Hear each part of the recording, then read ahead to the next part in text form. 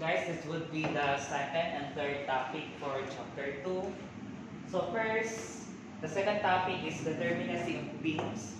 So this is the noted, or these are the noted formulas to be used for us to be able to know if the beam is unstable, statically determinate, or statically indeterminate.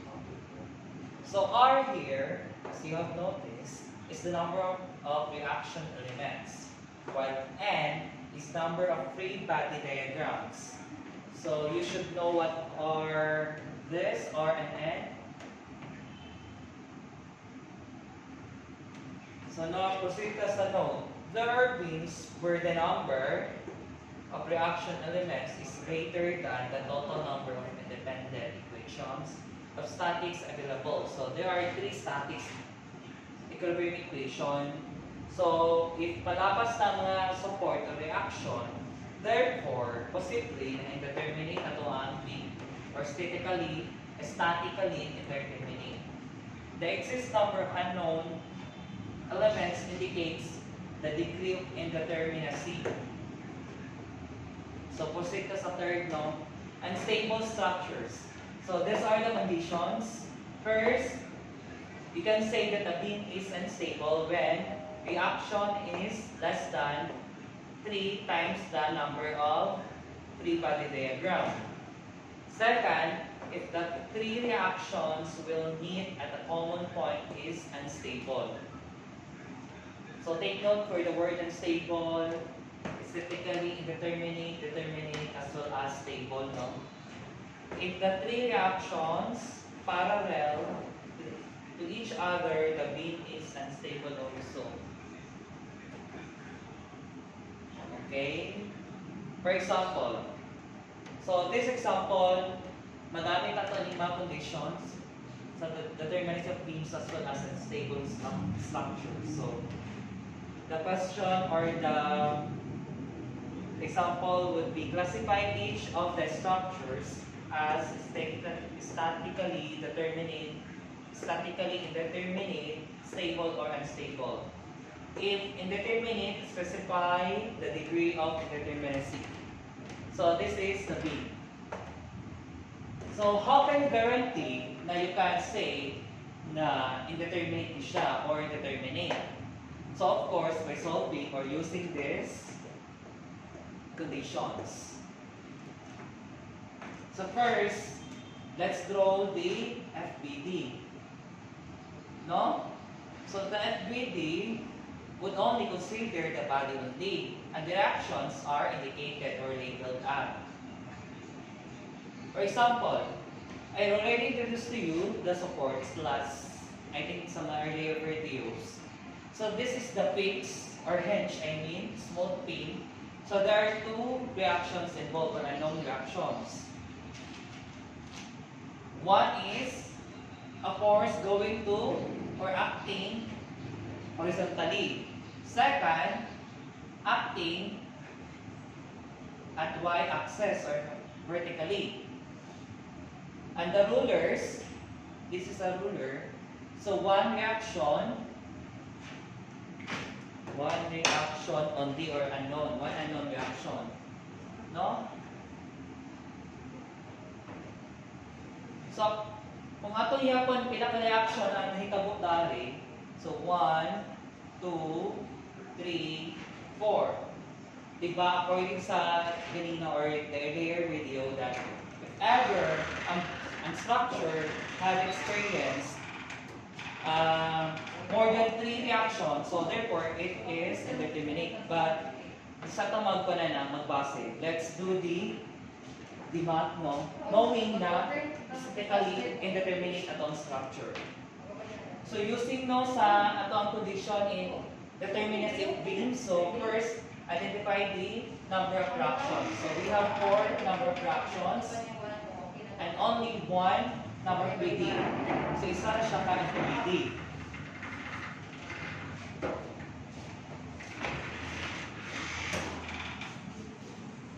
So therefore our gamitin ng palihan 4 tapos 3 times n or 4, 3.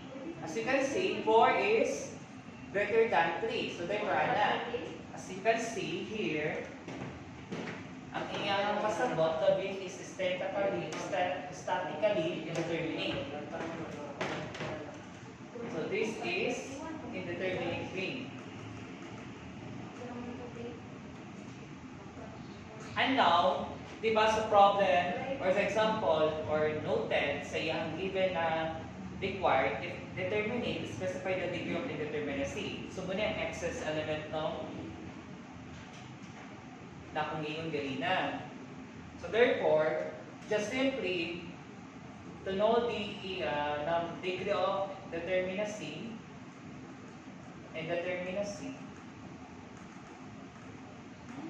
just subtract the r from n, or r minus n. Therefore, 4 minus 3 is 1. And denote or just put a degree. Or let's say this is a first degree. Okay? So, muna yung answers.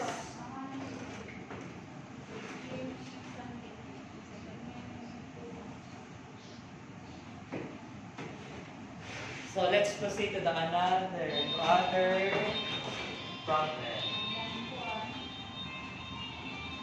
For example,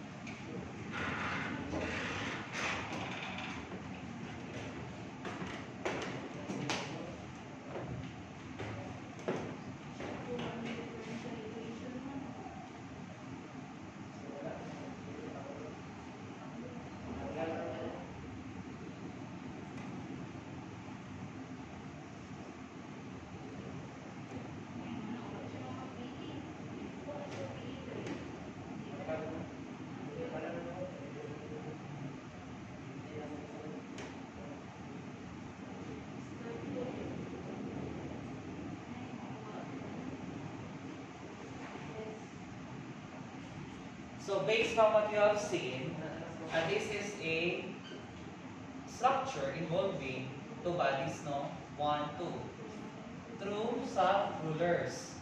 Therefore, we can think na duwa ang FBD. But first, ato sa label ang reaction. So, draw na to ang first body.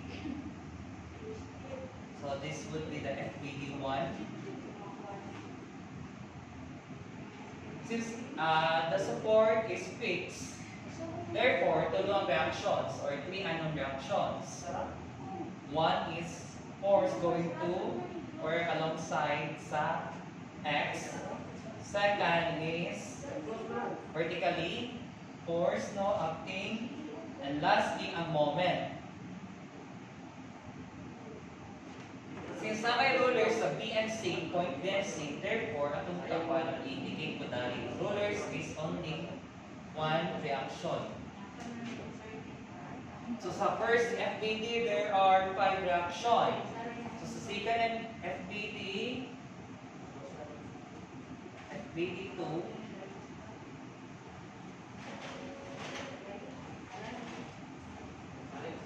so na ay daan. Again, remember sa mga earlier videos no, na kung saan react sa body, sa first attach, as well as same sila of support, if ang force is going to the body, as well as another body. Ang forces kung going to the body, dili siya mag-against, I mean, out sa body. So, going ay napunday, since fixed money, fixed support.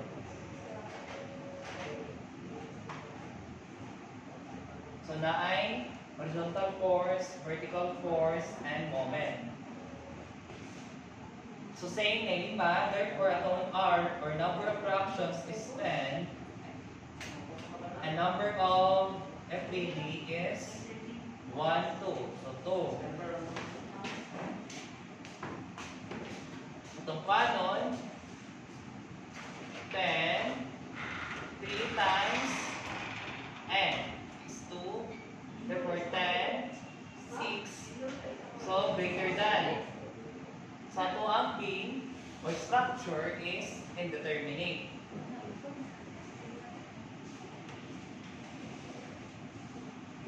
Since we are told once indeterminate ang structure, so we should identify the degree of indeterminacy. So just minus 10 minus 6, therefore our degree of indeterminacy is 4 degrees or at 4 degree.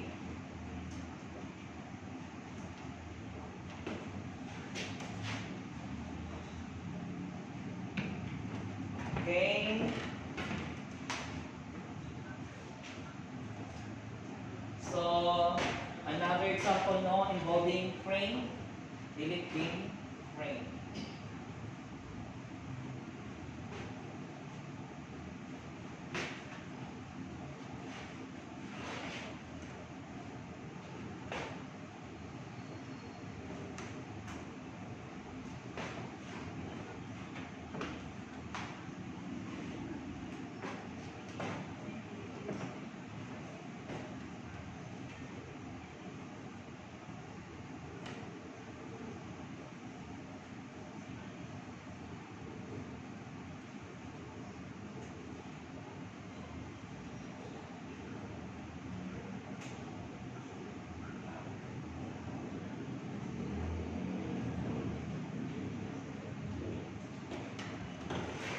So the third example would be frame with the reactions, two reactions, no, one fixed and the other is hinge or smooth pin. So to be able, para makabalot ka sa reaction, I mean internal reaction or reaction internally, so let's do the method of sectioning. Makikita sa two members. So, ano na to? Since ang anion man nato, so we consider this area as first basis para makuha na to ang iyang reaction. So this is would be the first for FBD, FBD1, FBD1. So ano na siya? Letter F ang format. So the I force going to X, going to Y, and moment. Since, di ba, this is a beam, kaning. Therefore, pilit siya, but we consider it or through sectioning. So, kung pilit siya, same siya characteristic ang support niya sa fix. So, tulong po ang reaction na hitabo. So, first, tari no, and moment. Same po dari. So sa FBD1 na ay reaction na R sub 1. 1, 2, 3, 1, 2, 3, 6, 9. Okay? Sa FBD2, gani,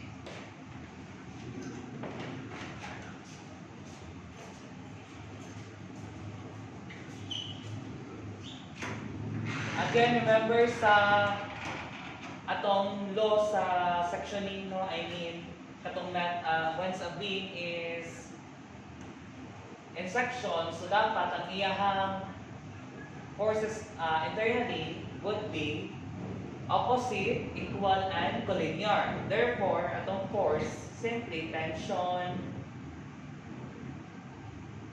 opposite ang atong going down ang force dari, mag-going up. Clockwise, counterclockwise.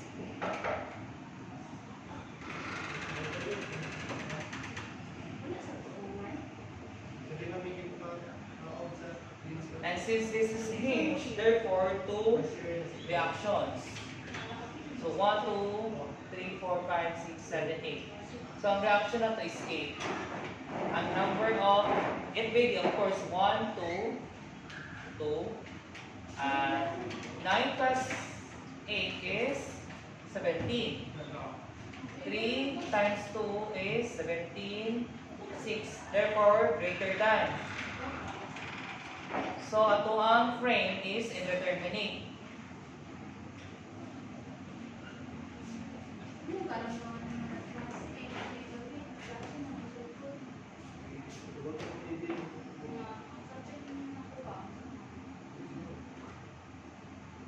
napay maligno. Once counted di mo di ay company connected, so considered na as 1. So dahil 1, 2, 3, 4, 5, 6, 7, 8, 9, 10, 11. Only 11. As 1 naman din. Lang ako nabantayan, no?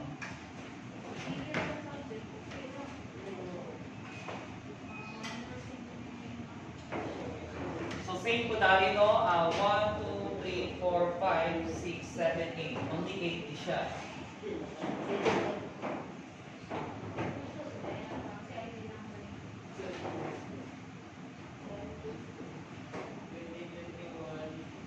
So same naman kaya pa nagbaling tulan.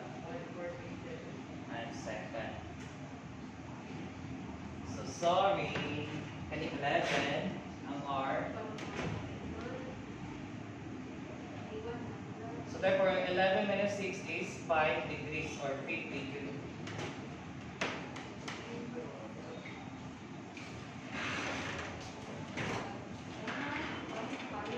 So indicated sa second topic sa chapter 1, ang katong 2 force member, 3 force member sa dito.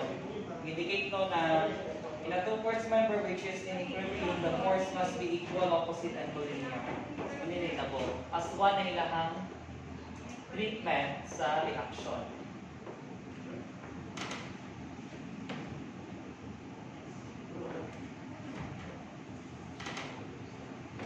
This video na ang degree of indeterminacy.